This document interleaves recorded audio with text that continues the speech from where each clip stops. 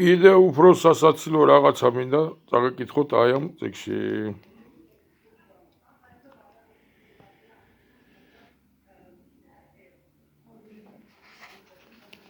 ესე იგი, ხლა სოკრატეს ხო იძახიან, რომ ესე იგი ქრისტეს შობამდე მეხუთე საუკუნეში. აი რა წერია.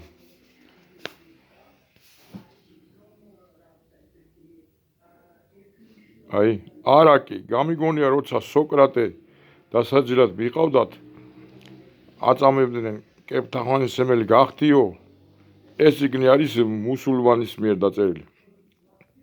სოკრატემ წამოიძახა, ვერთო დამიფარე უზენაესის გარდა ვინმეს თაყვანისმცემ უზენაეს, ანუ ერთი ღმერთის სწამდა თურმე ესე სოკრატე.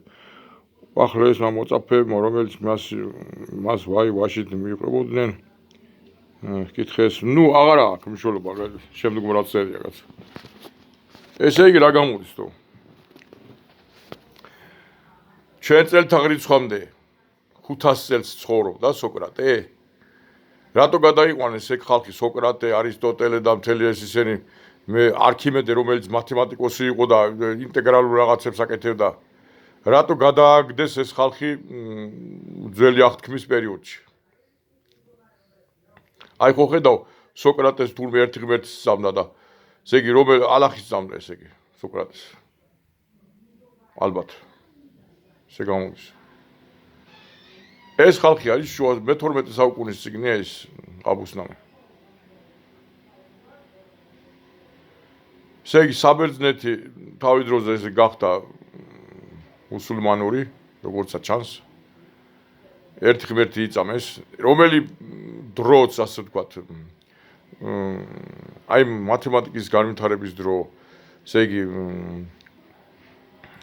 ალგებრის, რომელიც არის ალკაბლა, ან კაბალა და ალგებრა ედეგივია და ეს მათემატიკა რო განვითარდა, ესე იგი ის პერიოდი რა, ეს პერიოდი მთელი ეს ეთყობა ეს, მთლიანად ვერ მოსპეს ამათ ფილოსოფია, ამათი ისა, ამათი მათემატიკური ცოდნები. ვერ გაბედეს. და უბრალოდ ეს ხალხი ხო, ბერძენი ეს მათემატიკოსები, ფილოსოფი, გეომეტრები გადაყარეს ძველ დროში, ვითომ ადრეს კი იყვნენ. მაგრამ აი სხვა დროს.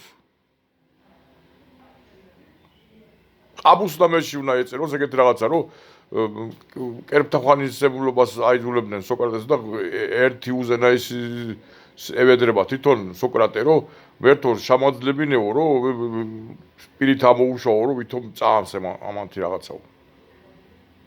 წარმოგიდგენი რა. მე ილია ჯანჯბუხაშვილი ვარ, გამოიწერეთ ჩემი არხი.